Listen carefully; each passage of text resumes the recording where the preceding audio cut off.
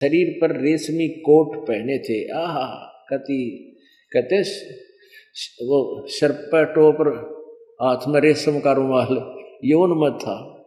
कहते हैं शरीर पर रेशमी कोट पहने थे जिसमें चैनदार घड़ी लगी हुई थी। अच्छा आगे देखो, उन्हें बाबू माधोलाल के घर पर लाया गया। वहां स्वामी जी ने चाय के साथ कुछ अल्पाहार किया। वारे समाज सुधारक है। अर्पण पुण्यात्मा यो शायद लिखना भूल गए होंगे, शराब भी पिया करता, कितना लिखन पाए होंगे। यानी इस आदमी का किसी वस्तु की टाल नहीं थी, ये कति पूरा व्यसन कर, सब व्यसन किया करता था। इति सिद्धम इन्हीं के द्वारा लिखा। तो इसे व्यक्तियों से हम के उम्मीद रखे हैं कि इन्होंने हमें ज्ञान सही दिया होगा, और बोली आत्मा इसको सिर पर धरे इस सत्यार्थ प्रकाश को।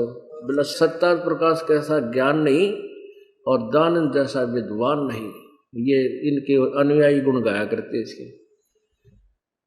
पुण्यात्मा सन 1947 में जब भारत देश का विभाजन हुआ, उस समय मुसलमानों का और हिंदुओं का आपस में झगड़ा हो गया। ये कराने वाले भी ऐसे नालायक व्यक्ति होते हैं जो हमें आपस में लड़ा कर अपना उल्लू सीधा करते हैं। तो हमारे गांव है दनाना, पहले रोहतक में था, अब जिला सोनीपत में। उसके से 8 किलोमीटर की दूरी, 7-8 किलोमीटर की दूरी पे चांदी गांव है, चांदी, उसका नाम चांदी है। उसमें मुसलमान ज्यादा थे, पूरा मुसलमानों का ही गांव था। तो उसमें आसपास हिंदू अक्षेत्र ज्यादा होने के कारण उनको कड़ी सुरक्षा में रखा हुआ था, और वो बाहर भी टट्टी पानी 5-4 दिन नहीं गए। अंदर ही टट्टी करते थे, फ्रेश होते थे और अंदर ही रहते थे, डर के मारे कि कहीं हिंदू तुम्हें मार ना दे। तो वो चले गए। जब वो क्या कर गए, एक उसमें टीन में, या एक जैसे घी रखते थे ना जिसमें, अब टीन बताते हैं, वैसे कोई 12 बता दे, सच्चाई से हमने परिचित होना इसका जो भी है। एक टीन जैसे पीपा, उसमें क्या करा उन्होंने, जंगल पर यानी फ्रेश हुए और उसमें डाल दे उस टीन में, और वो जो भर गया उसका लॉक लगा के ताली लेके गिले। वो गंध मल सारा उसमें भर गए, अब बार बदबू ना हो इसलिए उसने ढक कर रखा। और वो ऊपर से सा चीकना, जैसे वो उसमें पहले घी डालते होंगे, वो खाली हो गया होगा। तो दनाने गांव का एक भगत, एक व्यक्ति था, और गांव के लोग और भी 20-30-50 आसपास के गांव के पहुंच गए। भाई मुसलमान चले गए और वो बहुत सा सामान छोड़ कर गए होंगे, सारा नहीं ले गए, हड़दर्सी मची हुई थी। तो नई जूती पहन कर चाला करते हैं, था 20-25 वर्ष का। उसका पिताजी बोला रहा कि चाला तू, वो बोला चांदी जाऊं हो, मुसलमान जा लिए घना धन लाऊंगा उड़े। तो वो कहने लगा, रहे जूती नहीं पहन रहा तो जूती काट जाए यहाँ पर। वो बोला ना, जूती क्यों काट दे, खो का होगा, खोऊंगा क्यों। तो उसने क्या देखा, जहां जिस घर में वो प्रवेश करने लगा वो बहुत साफ सुथरा लीप रखा था। उसने जूती बाहर काट दी गली में, वो जूती किसी और ने पहन ली। वो जो उन लूटने जा रहे थे, बढ़िया जूते थे। उसने और तक कुछ पाया ना, उसने सोचा इस समय घी भर रखा है और ये ले नहीं गए, लौक रहा है लाग, और उन्हें ठहर रहा दे रहे में सिर पर दे, कोई और ना देख ले। उस गंध ने घी समझ के 8 किलोमीटर सिर पर धर के की तरह में पानी भी नहीं पिया दे, कोई पाछे ता जाने का दम न दे दे। अब सुबह पहुंच गया वो घर पे, थोड़ी सी दिन निकलना हो रहा था, सूर्य उदय होने वाला था। उसका पिताजी बैठा गली में, ने बोला के ले आया तू, ने बोला आजा माल ले आया सो, आजा माल ले आया सो। उसका पिताजी बोला रहा जूती कित गई, बोला जूती तो ठारी किसे ने। बोला अच्छा, जो पहले एक गरीब सौदा था, एक जूती ना बना करती गरीब आदमियों पे, घर ले जाके और अंदर बिल्कुल पिछले कोठे में, बोला आजा बाबू, पिताजी आजा देख। वो ताला तूला तोड़ा, वो खोल के देखा गोबर है। अरे तरह गजब हो गया। उसका बाबू ने उसका मारे दुआ छड़े, नो बोला तो 20-30 की जूती और खोदी, लेकिन मैं गंद उठा लिया।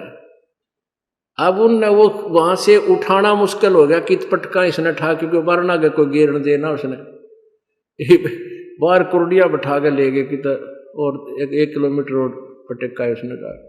तो यो वो चांदी आड़ा 12 था यो सत्यार प्रकाश, और इसको अनमोल वेदों अनुसार वेदों अनुसार लिखा हुआ ज्ञान समझ गई, तो ये सर्प दरियाने थे।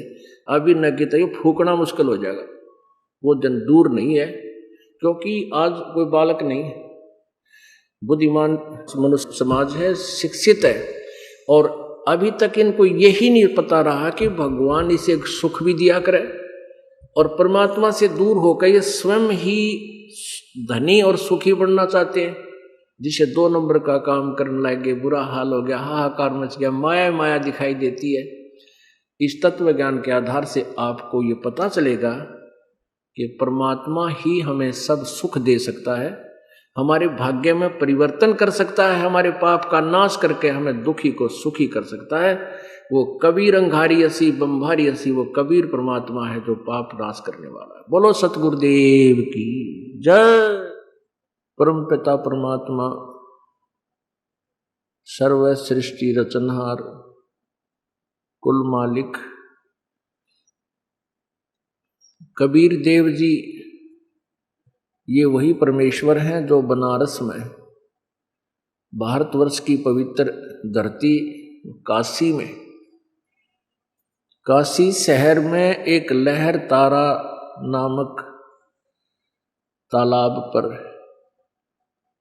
तालाब के अंदर विकसित कमल के फूल पर नवजात शिशु रूप धारण करके वहां विराजमान हुए थे। अपने सतलोक से चलकर आए थे, उस नवजात शिशु रूप में प्रगट परमात्मा को नीरू और नीमा नाम के एक जुलाहा दंपति अपने घर ले गए थे। वहां परमात्मा की परवरिश की लीला हुई, और 5 वर्ष की आयु से ही परमेश्वर कबीर देव जी जिस उद्देश्य से आए थे वो कार्य प्रारंभ कर दिया उन्होंने। किस उद्देश्य से आए थे कि इन मेरी प्यारी आत्माओं को यहाँ के मालिक काल भगवान ने, ब्रह्म ने मिसगाइड किया हुआ है, सभी को यथार्थ ज्ञान से अपरिचित रखा हुआ है, इनको परमात्मा की जानकारी नहीं दे रखी। तो परमेश्वर स्वयं चलकर आए, यहां आकर के उन्होंने 5 वर्ष की जब आयु, लीला में आयु थी प्रभु की, वो किसी मां से जन्म नहीं हुआ था प्रभु का, तो 5 वर्ष की आयु में ही उन्होंने अपने यथार्थ ज्ञान का प्रचार शुरू कर दिया था। पुण्यात्माओं, अभी तक हम परमेश्वर की खोज कर अवश्य रहे थे, लेकिन हमारी थ्योरी ही ठीक नहीं थी, तो प्रैक्टिकल ठीक कैसे हो सकता है? जब हमें यही नहीं पता था कि भगवान है कौन और कैसा है और कहाँ है, कैसे उसकी प्राप्ति होती है, वो पूजा की विधि कैसी है, और जो साधना हम कर रहे हैं ये कहीं प्रमाणित है या नहीं है। कोई भी काम हम करते हैं उसको हम अच्छी तरह जांच कर करते हैं, लेकिन भक्ति मार्ग को हमने जांचने की चेष्टा ही नहीं की, क्योंकि हमने उन नकली गुरुओं और ऋषियों और महर्षियों को, मंडलेश्वरों को तत्व ज्ञान युक्त संत माना, और हम विद्यार्थी थे, हम जांच करें कहाँ से, क्योंकि सभी सद्ग्रंथ संस्कृत में थे और सभी पूर्वज हमारे अशिक्षित थे, और यदि कोई बच्चा संस्कृत अब जानता भी था अब कलयुग में, तो उनको ये तत्व ज्ञान यानी सृष्टि रचना का ज्ञान नहीं था। सृष्टि रचना का ज्ञान न होने से हम सदग्रंथों को समझ नहीं सके। परमेश्वर कबीर जी ने 600 वर्ष पहले आकर के स्वयं ही अपनी जानकारी दी थी। पुण्यात्मा, जब परमात्मा बनारस में आए हुए थे, जब परमात्मा बनारस में प्रकट थे और 104 वर्ष के वयोवृद्ध संत महर्षि रामानंद जी, जो विष्णु जी के उपासक थे, वैष्णव धर्म चला रहे थे, उनको परमात्मा ने तत्व ज्ञान से परिचित कराया। तत्व ज्ञान से परिचित कराया, उसके लिए परमात्मा ने अपने आप को एक दास, उनका एक शिष्य बनना पड़ा। परमात्मा कबीर जी ने अपनी प्यारी आत्माओं को अपने शरण में लेने के लिए, अच्छी आत्माओं को शरण में लेने के लिए ना जाने कितनी क्रियाएं करनी पड़ती हैं, कितने प्रकार के भेख बनाने पड़ते हैं। जैसे कबीर परमात्मा जी कहते हैं, वेद मेरा भेद है और मैं ना वेदन के माही, और जौन वेद से मैं मिलूं वो वेद जानते नहीं। ये सभी वेद, चारों वेद मेरा ही गुणगान कर रहे हैं, मेरे विषय में जानकारी दे रहे हैं, लेकिन इन वेदों में वर्णित विधि से मेरी प्राप्ति नहीं हो सकती। और जिस वेद से मेरी प्राप्ति हो सकती है वो इन वेदों में ज्ञान नहीं, ये वेद जानते नहीं। वो कौन सा वेद है? वो सूक्ष्म वेद है। वो 5वां वेद, सूक्ष्म वेद, सच्चिदानंद घन ब्रह्म की वाणी, परम अक्षर ब्रह्म की वाणी, वो कबीर वाणी है। और कबीर वाणी के अंदर वो गूढ़ रहस्य छुपा हुआ है। कबीर वाणी को कबीर पंथी संत 600 वर्ष से पढ़ते हुए आ रहे हैं, और इनको भी कबीर साहब के बारे में कै कै का पता नहीं, कबीर पंथियों को भी। कुछ एक तो ऐसे सिरफिरे कबीर पंथी बने हुए हैं, जैसे ये पारखी हैं, एक पारख सिद्धांत बना रखा है उन्होंने, वो कबीर साहब के शत्रु हैं। वो कहते हैं जीव ही परमात्मा है और कोई भगवान नहीं है, और ये अपने आप ही नर्मादा से, नर और मादा से संसार बनता है और बिगड़ता रहता है, कोई भगवान नहीं है। उनसे पूछा कोई कि तुम फिर कबीर साहब की वाणी को आधार बनाकर क्यों चल रहे हो? तुम अपनी वाणी बनाओ, अपना ही कोई और डफली बजाओ। यदि कबीर साहब को तुम परमात्मा मानते ही नहीं तो उनके द्वारा दिए गए ज्ञान को तुम जनता को सुनाते हो, उनका अर्थों का अनर्थ करके। तुम अपनी वाणी बना के दिखाओ, एक कबीर बीजक की जगह और पारख बीजक बना दो, पता लगे उस परमेश्वर का कोई सानी नहीं है, कबीर जी का, ना उनके ज्ञान का कोई सानी है। अब अलग कोई से भगवान नहीं है तो परमात्मा शब्द ही नहीं आना चाहिए था किसी के शब्दकोश में। आत्मा हम हैं, वो परमात्मा है, वो श्रेष्ठ आत्मा है। परमात्मा हमारे ही जैसा है लेकिन हमसे समर्थ है, बहुत ज्यादा शक्तिशाली है। जैसे राजा भी मनुष्य होता है और एक रिक्शा चालक भी मनुष्य होता है, लेकिन उसमें और उसकी शक्ति पावर में कितना अंतर होता है। ये कोई कहे कि राजा कोई नहीं होता, मनुष्य ही राजा होता है, ये तो बात ठीक है, राजा मनुष्य ही है, लेकिन जो राजपद पर है वो शक्तिशाली है। ऐसे ही परमात्मा जो है वो शक्तिशाली है, सर्वेश्वर है, महेश्वर है,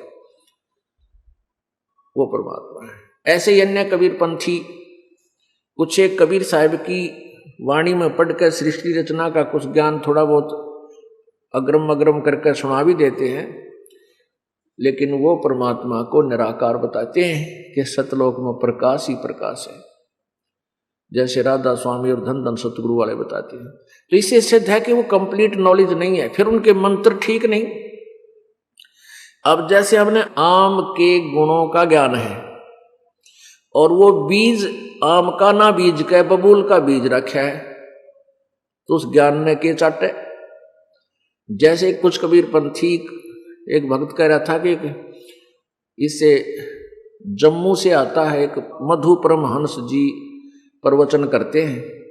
बोला जी वो न्यो की न्यो सृष्टि रचना सुनावा है, वो पढ़ कर वाणी पढ़ कर उसका अनुवाद करते हैं। और उनके मंत्र क्या है? गजाना सियावे, वह नाम दे रखे। अन्यों का कान में फूक मारे है, न्यों का दे दिया नाम थरे तई, अंदर हृदय में पहुंच गया। बोल कर नहीं सुनाता कुछ भी, ना न सुनता के कान में मुंह लाकर न्यो कर दे, अगर अंदर भेज दिया थरे हृदय में पहुंच गया, सार नाम है। तो ये अगर आम का ज्ञान हो गया कि आम ऐसा है, फलों का राजा है, बहुत मीठा है और कांटे रहित है, फल भी है और छाया भी देता है, सुखदाई है, और उस आम के बीज की जगह बीज बीज दिया दे दिया बबूल का, तो उस ज्ञान ने के सिर में मारे, वो तो किकर जामेंगी, बबूल उगेंगी, अर्थात उस गलत नाम की साधना से नरक जाएंगे सभी अनुयायी। तो पुण्यात्मा थोड़े से दिन में इनके सारे की खाल उतर जाएगी इनके ज्ञान की, और ये सब बेनकाब हो जाएंगे, ये छोड़ जाएंगे मैदान। इनके ही शिष्य इतने प्रश्न कर देंगे, इनके समझ में नहीं आएगी इस दास के ज्ञान को पढ़ और समझ के। अब तो ये अपना भी जीवन नष्ट कर रहे हैं और साथ में भोले श्रद्धालुओं को भी नरक के पात्र बना रहे हैं। एक हमारा शिष्य, उसके मन में दोष आ गया और ऐसे ही उसने पता लगा कि एक जम्मू के अंदर मधु परमहंस जी बहुत अच्छे जो का तो ज्ञान देते महाराज जी वाला, तो वो हमें छोड़कर उस मधु के पास पहुंच गया। वो जाके कहा जी मैं नाम लूंगा। ले ले भाई नाम ले ले। नाम सुना दिया, सतगुरु सतगुरु नमो, पता नहीं के बोल रहा था, सटैन सा, और सार नाम वो कान में फूक मार दी। बोला सुना था कोई ना, बोला अंदर जा लिया इतरे। और सतनाम, बोला जी सतनाम तो और होता है 2 अक्षर का, ये तो सतनाम को नहीं जो आप कहते तो सतनाम, उस सारे सेंटेंस में एक सतनाम भी है। तो उसको बोला भाग जा, फिर यहाँ क्या करना था। वो फिर उठ के आ गया। उसने फिर वापस आके नाक रगड़ा यहाँ पर और अपनी गलती बताई कि मैं ऐसे एक भ्रमित हो गया था, और सारी कहानी बताई। मैं वहां चला गया और फिर कहने लगा कि आपके ज्ञान के सामने किसी का ज्ञान नहीं टिक सकता। मेरे मन का भ्रम निकल गया कि मैंने सोचा था वो पता नहीं परम मधु परमहंस जम्मू वाले तक कति भगवान से मिल रहे होंगे, उसने तक कह का बिना बेरा भक्ति का। तो पे पुण्यात्मा ये बाप पे पता चल जाएगा नकलियां का थोड़े से दिन में, ये आप हरी झंडी दिखा देंगे और कह देंगे जाओ भाई जिसने जहाँ नाम लेना। अगर ये अच्छी आत्मा है, वैसे संत जो बना है गुरुपद पे, ये निकलते हैं परमात्मा पाने के लिए। फिर ये इधर का उधर का जैसा भी ज्ञान इकट्ठा किया, फिर वक्ता बन जाते हैं। बोलने की शैली, वचन में शक्ति पूर्व संस्कार से इनके अंदर होती है। इसलिए कुछ 1000, 2000, 10, 20 हजार को ये बर्बाद अवश्य कर सकते हैं, लेकिन ना इनका मोक्ष ना अनुयायियों का मोक्ष। ये लिख लेना कि तक अपने नोटबुक के अंदर, और 2, 4, 10 साल के बाद दिखा दूंगा वहां के सब अनुयायी वहां से भागते और हाहाकार मच जाएगी, क्योंकि लाभ किसी को होना है नहीं। नकली नामों से सब झूठी क्रियाएं कहते, झूठा ज्ञान, फिर ध्यान कहाँ ला गई, ये बाद में दा चतुराई। तो परमात्मा कबीर जी अपना ज्ञान प्रचार करने के लिए यही उद्देश्य लेकर आए थे कि मेरी प्यारी आत्माओं को इस काल भगवान ने ये नकली दूत भेज के कबीरपंथी और दूसरे बिना कबीरपंथी, ये जितने भी पंथ चल रहे हैं सभी काल के पंथ हैं। इनके पास कोई सत्य नाम, सच्चा नाम नहीं है, न इनके पास यथार्थ ज्ञान है। दास कोई आलोचना नहीं कर रहा, 100% सत्य कह रहा है, और ये सत्य थोड़े से दिन में सबके हृदय में समा जाएगी और फिर पूरे विश्व का कल्याण होगा। तो हमने अपने सदग्रंथों को नहीं समझा, पवित्र वेदों के पढ़ने वाले पवित्र वेदों से अपरिचित, पवित्र गीता जी के पढ़ने वाले गीता जी के ज्ञान से कति अपरिचित, पवित्र बाइबल को पढ़ने वाले बाइबल से अपरिचित, पवित्र कुरान शरीफ को पढ़ने वाले कुरान शरीफ से अपरिचित। क्योंकि जो तत्व ज्ञान है, जो वास्तविक निष्कर्ष दिया है सदग्रंथों में, उसको नहीं समझ सके। पवित्र गुरु ग्रंथ साहिब को पढ़ते हैं, वह पवित्र गुरु ग्रंथ साहिब से अपरिचित। और जो पवित्र कबीर परमेश्वर जी की वाणी, इस 5वें वेद को कबीर पंथी भी पढ़ते हैं, वो कबीर साहिब के यथार्थ ज्ञान, मूल ज्ञान से अपरिचित। क्योंकि कबीर सागर में कहा है कि 33 अरब ज्ञान हम भाखा। परमात्मा कहते हैं मैंने 33 अरब वाणी बोल रखी है, ये तो थोड़ी सी संग्रह की गई है, लेकिन मूल ज्ञान गुप्त ही रखा। मूल ज्ञान, तत्व ज्ञान मैंने अभी तक छुपाया ही हुआ है, इतनी वाणी में भी नहीं है। तो ये वाणी कबीर पंथी कहाँ से ढूंढ सकते हैं? धर्मदास तो लाख दुहाई, ये मूल ज्ञान की तबार न जाई। मूल ज्ञान बाहर जो पढ़ी, बिचली पीढ़ी हंस नहीं तरही। अपुण्यात्मा एक सिलेबस की बुक है, पाठ्यक्रम की पुस्तक है। जब तक टीचर नहीं समझाएगा, स्टूडेंट नहीं समझ सकता उसको। तो कबीर सागर कबीर वाणी में सारा रहस्य होते हुए भी कबीर पंथी या कोई अन्य पढ़ने वाला उसको समझ नहीं सका। इस दास को वह दृष्टि दी कबीर परमात्मा ने, और उस दिव्य दृष्टि से, अर्थात उस ज्ञान दृष्टि से इस पवित्र 5वें वेद को ये दास समझ सका। और ये 5वां वेद जो है कुंजी है पूरे सब सदग्रंथों की।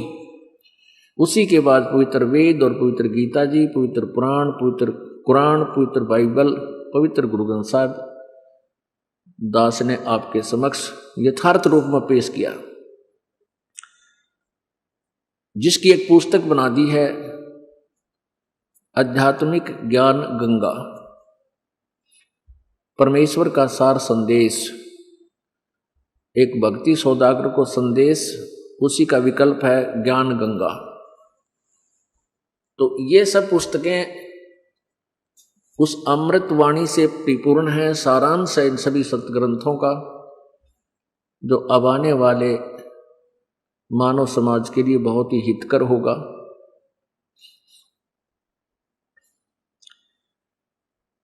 अभी तक परमात्मा कहते 9 मन सूत उड़ जिया, और ऋषि रहे झकमार, और सतगुरु ऐसा सुलझा दे जो उड़ जन दूजी बार। अभी तक तो ये अध्यात्म ज्ञान ऐसा उलझा हुआ था जैसे 9 मन सूत उलझा हुआ हो।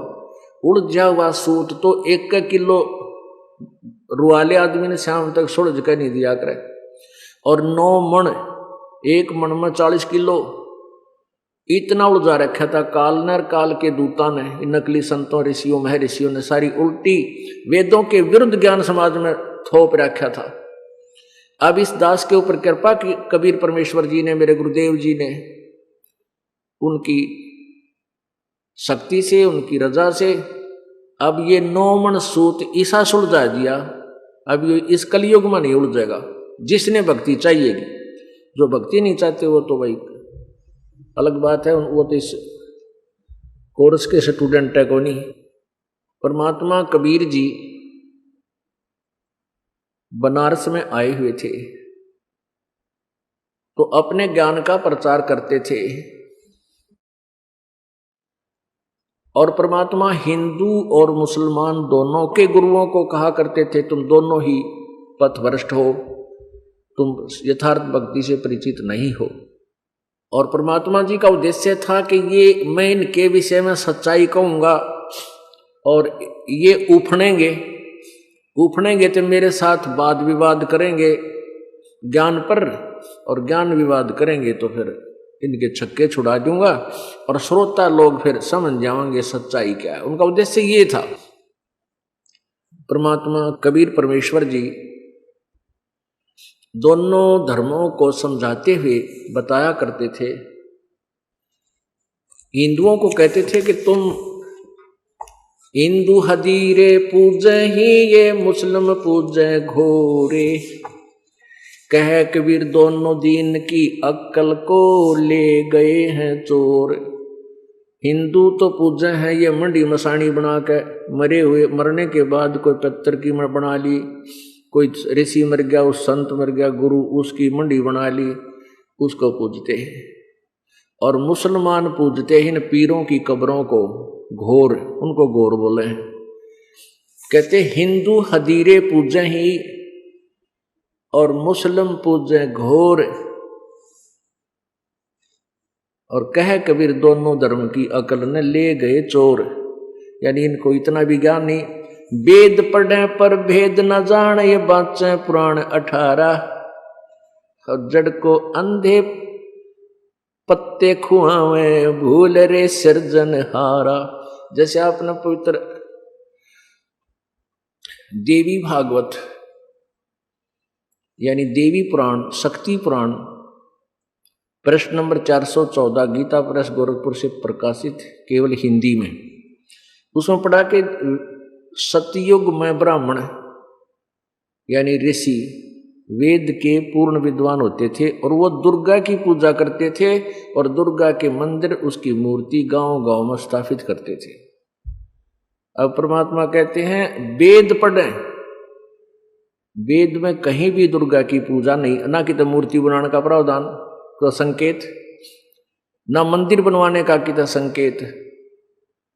वेद पढ़े पर भेद न जाने, ये बातें पुराण 18।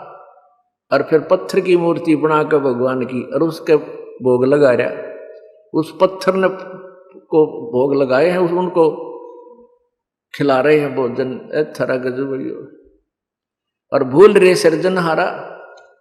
तो ऐसी परमात्मा उनको समझाया करते थे। अब क्या समझाते थे? दोनों धर्मों को समझाते परमात्मा कहते थे नहीं है दारम दारा वहां तो नहीं है दारम दारा, नहीं है दारम दारा वहां तो नहीं है दारम दारा। उस दरगाह में धर्म राज है, उस दरगाह में धर्म राय है, वो लेखा लेगा सारा वहां तो नहीं है दारम दारा, नहीं है दारम दारा वहां तो नहीं है दारम दारा। मुल्ला कुके बंग सुनावे, मुल्ला कुके बंग सुनावे, ना बैरा करतारा वहां तो नहीं है दारम दारा, नहीं है दारम दारा वहां तो नहीं है दारम दारा। तीसों रोजे खून करत हो, तीसों रोजे खून करत हो, तुम्हें क्यों कर हो दीदारा वहां तो नहीं है दारम दारा, नहीं है दारम दारा वहां तो नहीं है दारम दारा। मूल गंवाए चले हो काजी, मूल गंवा चले हो काजी, भर लिया घोर अंगारा वहां तो नहीं है दारम दारा, नहीं है दारम दारा वहां तो। भवजल डूब गए हो भाई, भवजल बूढ़ गए हो भाई, वहां की जगह मुंह काला वहां तो नहीं है दारम दारा, नहीं है दारम दारा वहां तो नहीं है दारम दारा। अब हिंदुओं के गुरुओं को, पंडितों को परमात्मा कह रहे हैं वेद पढ़ने पर भेद न जाने, वेद पढ़ने पर भेद न जाने, ये बाचे पुराण 18 वहां तो नहीं है दारम दारा, नहीं है दारम दारा वहां तो नहीं है दारम दारा। जड़ को अंधा पत्ते खवावे, जड़ को अंधा पान खवावे, ये बेसरे सृजनहारा वहां तो नहीं है दारम दारा, नहीं है दारम दारा वहां तो नहीं है दारम दारा। उज्जड़ खेड़े बहुत बसाए, उज्जड़ खेड़े बहुत बसाए, यो बकरे जोटा मारा वहां तो नहीं है दारमदारा, नहीं है दारमदारा वहां तो नहीं है दारमदारा।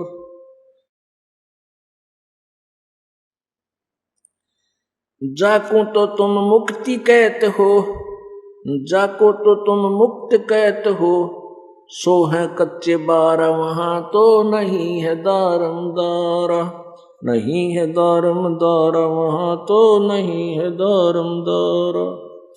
मांस मछरिया खाते पांडे, मांस मछरिया खाते पांडे, किस विध रहे अचारा वहां तो नहीं है दारमदारा, नहीं है दारमदारा वहां तो नहीं है दारमदारा।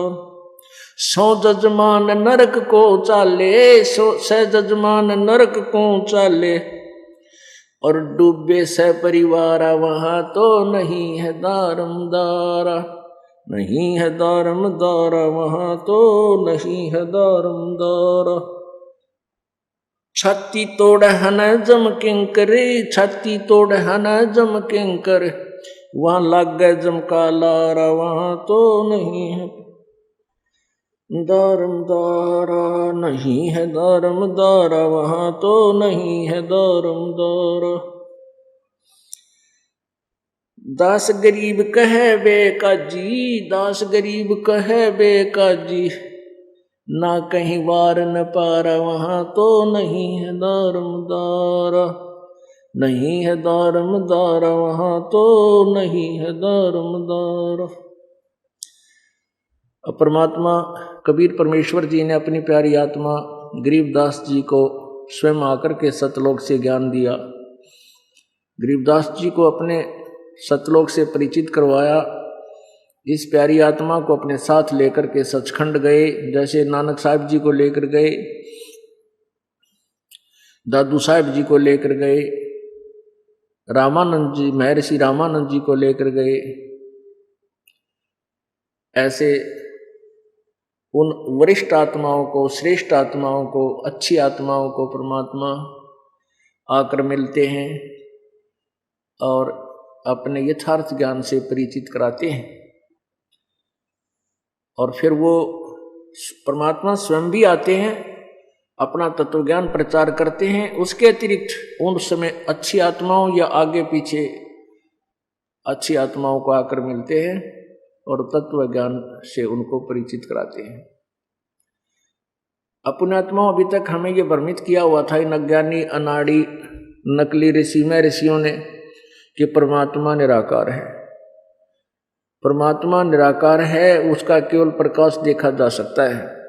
परमात्मा परमेश्वर सूर्य की तरह, सूर्य के सदृश प्रकाशमान है, आदित्य वर्णम।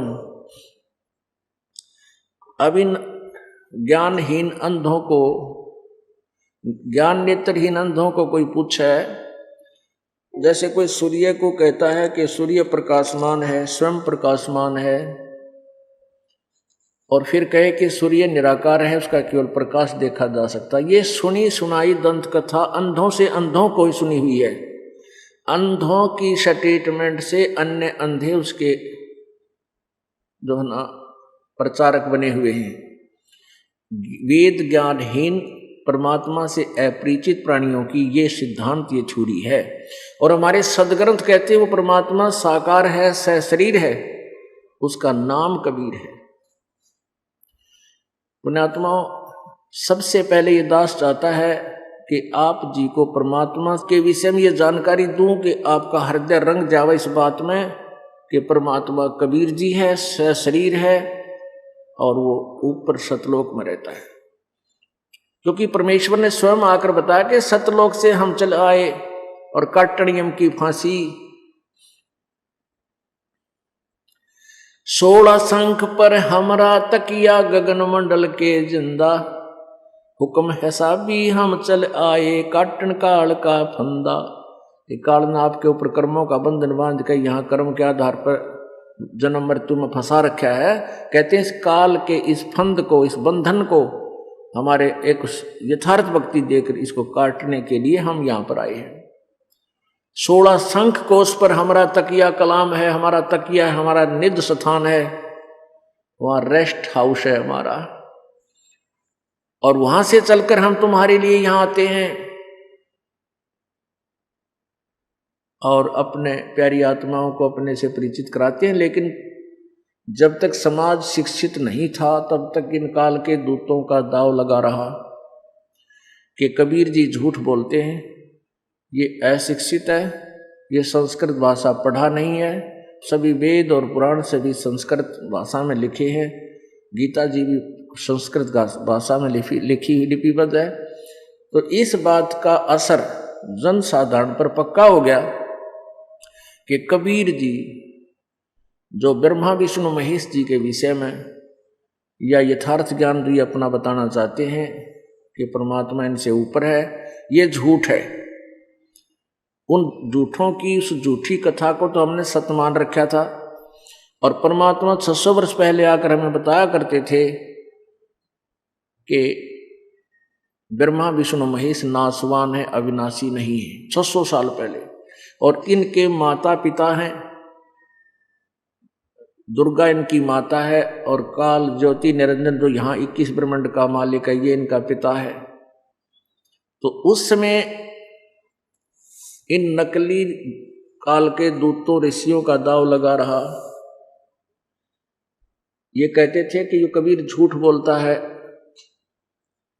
ऐसा कहीं नहीं लिखा है। यह बात सच्ची मान ली सभी समाज ने कि वे सचमुच कबीर जी शिक्षित नहीं है, इसलिए ये गलत बोल रहे हैं कबीर इन ब्रह्मा विष्णु महेश के बारे में। तो पुण्यात्मा, अगर 600 वर्ष पहले परमात्मा ना आते और अपने यथार्थ ज्ञान को लिपिबद्ध करवा कर ना जाते तो आज हम कैसे पहचानते भगवान को। इसलिए परमेश्वर ने उस समय आना उचित समझा। ऐसे ये परमात्मा प्रत्येक युग में आते हैं और प्रत्येक युग के प्रारंभ में आते हैं, अपने यथार्थ ज्ञान को ऐसे ही कबीर वाणी में लिपिबद्ध करवा के चले जाते हैं। जो बुद्धिमान लोग होते हैं कुछ एक वो समझ लेते हैं, जो अनाड़ी है वो नहीं मानते, ना मानो। तो कलयुग में परमात्मा ने विशेष समय निर्धारित किया हुआ है, अब वो वर्तमान में आ गया है। इसके अंदर पूरे ये हजारों वर्ष चलेगा मालिक की दया से। इस दौरान जितने भी पुण्यात्मा जन्म लेंगे उनके लिए तो रास्ता साफ मिलेगा। वो इतनी पुण्यात्मा होंगी, उनके कोटे का सुख परमात्मा सतलोक से साथ भेज जाएगा उनके। वो पुण्यात्माएं हैं जैसे परमात्मा प्रत्येक युग में आते रहे, उनको प्रथम मंत्र देकर भक्ति युक्त करते रहे और फिर उनको काल के हाथों नहीं लगने दिया। उनको परमात्मा ने सटो कर रखा है। यही एक प्रत्येक ब्रह्मांड में एक राजदूत भवन है। जैसे प्रत्येक शहर में, प्रत्येक देश में, प्रत्येक देश का एक एम्बेसडर हाउस होता है, ऐसे ही से एक ब्रह्मांड के अंदर कबीर परमेश्वर जी का एक ऐसा लोक है। इसके अंदर इस ब्रह्मांड में भी एक लोक है जिससे ये ब्रह्मा विष्णु महेश अपरिचित हैं और काल भी उस ब्रह्मांड के उस छोर में नहीं जा सकता, ये ब्रह्म भी नहीं जा सकता। तो वहां परमात्मा ने हम सभी पुण्यात्माओं को बीज रूप में रखा हुआ है। और अब जो पुण्यात्मा आप आए हो, आप भी कुछ ऐसी आत्मा हो जो पहले आपको जन्म दे दिया। कुछ ऐसी आत्माएं हैं जैसे परमात्मा कलयुग में आए थे 600 वर्ष पहले, वो उनकी शरण में आए थे और उनको ज्ञान पूरा ना होने से परमात्मा से विमुख हो गए थे। विमुख तो हो गए थे लेकिन वो गुरुद्रोही नहीं बने थे। तो उनमें से आप हो, आपको इतनी भक्ति करा गए परमात्मा 120 वर्ष में कि आपको मनुष्य जन्म मिलते हुए आ रहे हैं। और जिनको मनुष्य जन्म मिलता हुआ आ रहा है वो परमात्मा की तलाश में भी कहीं ना कहीं अटकलबाजी ला रहा है, कोई संत ढूंढ रखा है या वैसे अपनी इच्छा से कोई न कोई साधना कर रहा है, क्योंकि वो आत्मा रुक नहीं सकती भगवान की भक्ति बिना, वो पूर्ण प्रेरणा है उसके अंदर। तो आप जी के ऊपर रहम करके गए परमात्मा 600 वर्ष पहले कि तुम्हें इतनी भक्ति करा गई कि तुम मनुष्य जीवन मिलते हुए आ रहे हैं। और जो प्राणी मनुष्य जीवन से आता है वो तुरंत भक्ति पर लग जाता है। आप तो ऐसे हो, और आपके जो अब संतान होगी या आपके पोते पोती होंगी, जोता जोती होंगी, वो आवेंगी पूरे पुण्यकर्मी प्राणी, केवल पुण्यकर्मी प्राणी। अपनात्मा, आप इस सच्चे ज्ञान से, तत्व ज्ञान से परिचित नहीं हो, और हम काल प्रेरणा से इतने प्रेरित कर दिए जाते हैं। जैसे इस तत्व ज्ञान का तो अब समझो, सूर्य उदय हो रहा है, सूर्य उदय होने से पहले रोशनी होती है, लेकिन अधिक उजाला नहीं होता। तो अभी ये नो सोचो, अब सूर्य उदय होने ही वाला हो रहा है, प्रकाश थोड़ा है। तो ऐसे अन्य समाज इस परमात्मा के विधान से परिचित नहीं है। अब जैसे आपके घर पर बच्चों की शादी हो, ब्याह हो गया, विवाह हुआ, तो कुछ ऐसे भी है संतान या तो गर्भमय खराब हो जाती है। हमारे दास के पास ऐसे बहुत से प्रमाण हैं 10-5 वर्ष पहले के, कि ऐसे होता रहा। वो कहते जी नाम भी ले लिया हमने तो, और आपकी क्रिया भी सारी कर रहे हैं, और 3 बार बच्चा खराब हो लिया पुत्रवधू का। अपनात्माओं, उसका क्या कारण है कि जो दुखदाई तत्व है, परमात्मा कहते हैं एक लेवा एक देवा दूतम, और कोई किसी का पिता नहीं पूतम। ये ऋण संबंध जुड़ा एक ठाठा, अंश में सब 12 बाटा। आज कोई पुत्र रूप में या पुत्री रूप में, पिता या माता, भाई या बहन, पति पत्नी रूप में जो आपस में जुड़े हैं, इनका पिछला कोई संस्कार है। और वो संस्कार ऐसा है जैसे एक बेटा खूब कमाई करता है, धन कमाता है, और पिताजी शराब पीता है, जुआ खेले, और शर्म के मारे पिता को वो कह कुछ नहीं सकता। तो वो पिता का पिछले जन्म में कुछ खा रहा था वो बेटा, और वो पूरा करके हटेगा। वो बाप जब मर रहेगा, जब उसके सारे पूरे हो लेंगे। और एक ही सब बाप है कि बाप कमावे है, बेटा सारा खर्चा और खराब बर्बाद कर रहा है। तो वो कभी, वो उस बाप ने उस बेटे का ले रखा था, अब वो पूरा करके पीछा छोड़ देगा और टेंशन दे जा रही। अब ये जो कथाएं है ना, दंत कथाएं लगती थी हमने, वो दंत कथाएं नहीं थी, वो सच्चाई है। जैसे एक व्यक्ति का एक पुत्र हुआ, उसकी पत्नी मर गई, फिर दूसरी शादी कराई, उससे एक पुत्र और हुआ, वह पत्नी भी मर गई और वो स्वयं भी मृत्यु को प्राप्त हुआ। वो 2 भाई थे, एक अलग माता का, एक दूसरी माता का, और थे एक ही पिता के। तो बड़े वाले की शादी होगी, ब्याह हो गया, और छोटे वाला बीमार हो गया। छोटे वाला बीमार हो गया तो उसके लिए बहुत पैसे वैसे लगाने चाहे उन्होंने, तो दवाई असर कम कर रही थी। तो उन्होंने फिर, ऐसा ही होता है, दुर्बुद्धि जीव होते हैं, संपत्ति अच्छी थी, पति पत्नी के मन में दोष आ गया कि अब इतना खर्चा किस लिए करें, इसका ऊपर मरण दे इसने। फिर सलाह बन गई कि क्यों ना इसको, ये काफी दिनों से बीमार है, इसको खत्म ही करवा दें। एक डॉक्टर के पास गए, वैद्य के पास, उससे सारी कहानी अपनी योजना से परिचित करवाया। उस वैद्य ने भी देख ली सर्कमस्टांसिस, कोई इसका वाली वारस है नहीं, ये 2 ही जने हैं, और ये इसको मरवाना चाहता बड़ा भाई। उसने कहा 500 रुपये दूंगा और उसको विष दे दूंगा दवाई के अंदर, ये घंटे भीतर मर जाएगा। राजी हो गए, 500 रुपये दे दिए। वो लड़का दवाई दे दी, मृत्यु को प्राप्त हुआ, विष दे दिया। तो सभी और अड़ोसी पड़ोसियों को पता ही था भी बीमार है, मृत्यु होगी, सवा कर दिया, संस्कार कर दिया। अब कुछ ही दिनों में, 1 साल 1 वर्ष के बाद उनके संतान होगी, पुत्र प्राप्त हुआ। अब सारी संपत्ति के मालिक, इकलौता पुत्र, और कोई संतान हुई नहीं। उसकी खूब केयर टेक रखें, खूब बढ़िया आहार खिलावें, फल काजू किस्में दूध, यानी गिने दिनों में वो शीघ्र ही स्वस्थ बच्चा जवान हो गया। यानी 12, 13, 14, 15, 16 साल, पहले जल्दी शादी कर देती थी, तो 14, 15 साल का होते ही उसका विवाह कर दिया। विवाह कर दिया। विवाह होते ही वो लड़का बीमार हो गया। अब पहले तो भाई था और वो भी सौतेली माँ का। उसको तो उसने सोचा इसका टंटा कटवा दूं, क्यों पैसे खर्च किए। अब वो पुत्र, वही आत्मा फिर पुत्र बन के आ गया। अब पुत्र प्यारा लग गया। सारे यानी खूब कर्जे ले कभी दवाई करवाई, कोई राहत नहीं मिली। देश विदेश जहां भी जिसने वैद झाड़ा झपटा जादू टोने जो करता था सब करवाए, और लगभग आधी जमीन सेल भी कर दी उसके ट्रीटमेंट पे।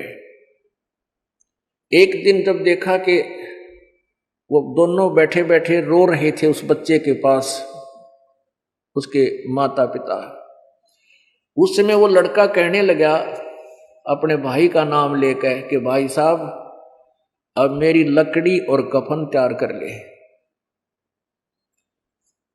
तो वो पिताजी कहता बेटा मैं तेरा पिताजी हूं, भाई नहीं है तेरा कोई।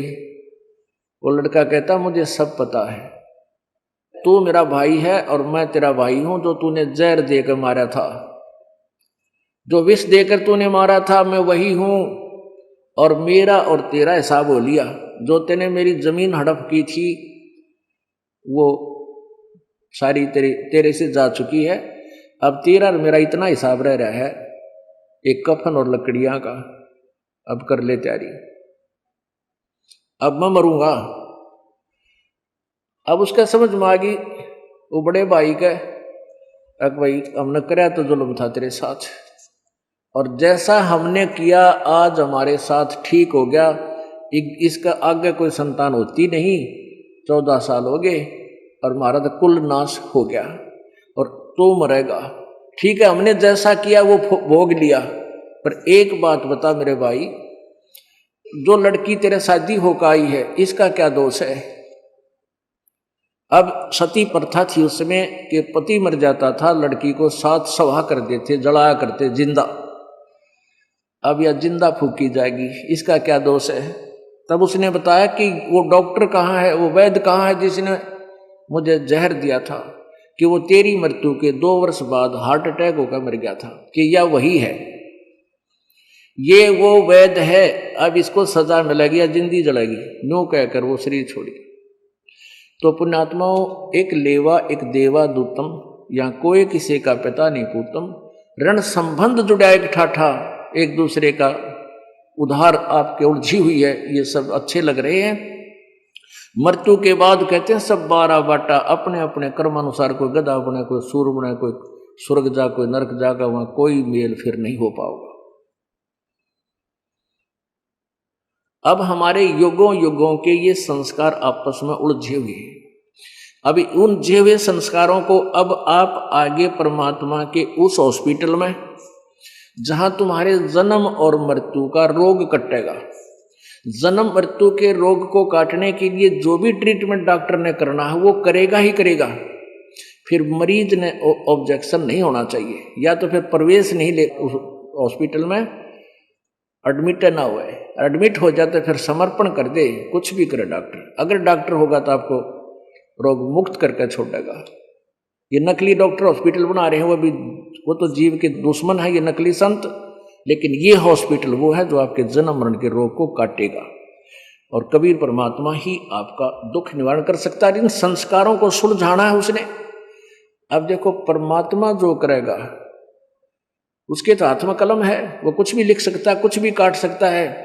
वो कबीर जी है, सतगुरु हाथ लेखनी सब बहिया, बही माने पैड और लेखनी कलम। उस परमात्मा के हाथ में आपकी पैड और कलम है। सतगुर जो चाहे सो कर ही, 14 कोट दूत जम डर ही, ऊत भूत जम त्रास निवारे, और चित्रगुप्त के कागज पाड़े। अब जैसे प्रसंग जो चल रहा था उसकी भूमिका बनाई है कि एक बेटी के 3 गर्भ खराब हो गए और दिल टूट गया उनका। बार बार ये कहते जी देखो हमने नाम भी ले रखा है। तो पहले ऐसे कहना भी गलत है। बगैर ज्ञान का व्यक्ति ये कहेगा कि हमने ऐसा भी कर दिया, ऐसा भी कर दिया, हमें कोई लाभ नहीं हो रहा, और डॉक्टर अपना इलाज कर रहा है, वो करके छोड़ेगा। यदि वहां रहा, हॉस्पिटल में एडमिट रहा तो, और छोड़ के चलेगा तो मरो कितना जाकर। अब जैसे परमात्मा क्या करेगा, सतगुरु जो चावे सो कर ही 14 कोट दूत जम डर ही ऊत भूत जम त्रास निवार है। यानी जो ये भूतां तो सता रखे हैं सभी, कोई घर खाली निजम प्रेत प्रवेश ना हो, और सबकी बिरानवाटी हो रही है, किसी का गुप्त किसी का प्रत्यक्ष। ये जो हानि, जैसे आदमी बैठा है और बैठा बैठा इसी मरोड़ी लाओगा भूत अंदर ते, चल उसके नो करूंगा लड़ूंगा, जाकर लड़ाई करवा दे, लट्ठम लट्ठा दोनों थाने में होगी बिरानवाटी। तो ये अर्ज परमात्मा की शरण में हम आ जाएंगे, परमात्मा हमारे संबंध को सेट करेगा, ज्ञान रूपी डंडे मारेगा, इसको बिल्कुल सेंटर में चालेगा, इसको लगाम गाल देगा, तो फिर हमारे सुलझेड़े होंगे, ये भूत बाज जाएंगे फिर। तो कहने का भाव ये है कि परमात्मा जैसे पांडवों को जब युधिष्ठिर जी गद्दी पर बैठाए तो उनको कुछ दिन के बाद बुरे बुरे सौंपन आने लगे, मरे हुए आदमी दिखे हाहाकार माचरी नुआव सरकटे हुए, तो उन्होंने यज्ञ करने की सलाह दी उनको श्री कृष्ण जी ने कि तुम्हें प्रेत आत्मा सता रही है, और उसके लिए बहुत बड़ा यज्ञ किया गया जिसमें सब देवता ऋषि आकर भोजन खा गए। वो यज्ञ संपूर्ण नहीं हुआ, उनके 3 ताप भी नहीं कटे। तो कबीर परमेश्वर जी द्वापर युग में आए हुए थे करुणा में नाम से, और स्वयं अपने शिष्य सुदर्शन का रूप धारण करके उनकी यज्ञ में गए, तब उनका शंख बजा, यज्ञ पूर्ण हुई, और वो भूत भी तब उनसे दूर हुए जब परमात्मा ने आकर उनका अन्न ग्रहण किया। कहते तुम कौन राम का जपते जापम तात कटे ना तीनू तापम। अब हम उस प्रसंग पर आते हैं कि वो ये भी मन में हमारे नहीं आना चाहिए, ये ज्ञानहीन ही ऐसे जो है ना सोचता है कि मैंने इतना दान कर दिया, इतनी जो चढ़ा दी फलान कर दिया। अरे एक टेबलेट से ठीक ना हो तो 2 खावे, जो दर्द है वो हो सकता है 1 महीना भी खानी पड़ जाए लगातार। तो ऐसे ही इस धर्म के जो भी बताया जाता है उसको बढ़ाने से ही आपका समाधान होगा, उसका छोड़ देने से नहीं। अब जैसे इस हॉस्पिटल ने छोड़ जाओगे तो फिर आप कितने दुख पाओ, कोई दिक्कत नहीं, और हॉस्पिटल ना छोड़ियो, यानी यहां से हटियो मत, फिर देखना कुछ दिनों में क्या क्या सुख देगा। परमात्मा कहते हैं द्वार धनी के पड़ा रहे और धक्के धनी के खावे, और 100 काल झकझोली पर द्वार छोड़ नहीं जावे। यहां से कितना तुमने झटके लग गए, नदी खाए दो नुकसान हो गया, नहीं, वो नुकसान बहुत भयंकर होना हो और थोड़े में बच रहा है, ये सत्कर मान लेना। जैसे सर्दियों में सर्दी ज्यादा हो जाती है और किसी ने कंबल ओढ़ रखा है और फिर भी सर्दी महसूस हो रही है, और वो यूं सोचा है कि देख मैंने कंबल भी ओढ़ लिया, सर्दी फिर भी लग रही है, मैं नहीं रखता है कंबल न फेंक दूं उठा के। ऐसा तो कोई अनाड़ी कर सकता है, समझदार नहीं कर सकता, तो या ज्ञानी कर सकता है। तो उसका समाधान कंबल फेंक देना नहीं, आपने कंबल लिया है, कंबल ने जितनी उसकी क्षमता है उतना प्रोटेक्शन दे रखे आपको, और सर्दी ज्यादा है तो कंबल के स्थान पर रजाई ले, यानी उसी को उस तरह का प्रोटेक्शन बढ़ा घटा मत, तब जान बचेगी। तो ऐसे ही कर्म रूपी पाप कर्मों की सर्दी आपकी ज्यादा है, और 1-2 जैसे धर्म कर्म आपको बताए जाते हैं क्रियाएं, इनसे लाभ नहीं होता, तो उसको छोड़ने से नहीं, उसी में वृद्धि करने से बात बढ़ेगी। तो जैसे ये प्रसंग चल रहा है कि उस बहन के 3 गर्भ खराब हो गए, और उनका सौभाग्य था कि वो कहीं और गई को ना, क्योंकि वो पहले से नाम ले रखे थे और परमात्मा ने पहले उनको कई सुख दे रखे थे। तो फिर उनको समझा बुझा के, क्योंकि पहले इतने थोड़ी संगत थी और बकाने वाले घने हुआ करते, फिर भी उनका सौभाग्य था वो टिके रहे। तो फिर परमात्मा ने उनको पुत्र प्राप्ति हुई, तो फिर वह सेट हो गए, यानी तीसरा जो गर्भ तो था, फिर बच्चा परिफुल्लित हो। कहने का भाव यह है कि वो जो बच्चे थे वो मनमाने कोई से दुखदायी तत्व हो पिछले जन्म के आपके, हैं बड़े होकर को डाक के मारे, को चोरी करे, को बहू न सता दे, आप जड़ के मर जाए सारे जेल में, मन इस प्रकार का कोई दुखदायी तत्व था, तो परमात्मा ने उसका पहले ही फैसला आपका कर दिया, क्योंकि आपको परमात्मा ने अपना मान लिया। और अपना म के साथ फिर वो किसी तरह ट्रीटमेंट करे, कितना ही उसको किसी तरह रखे, उसको सुख ही देगा, दुख नहीं दे सकता।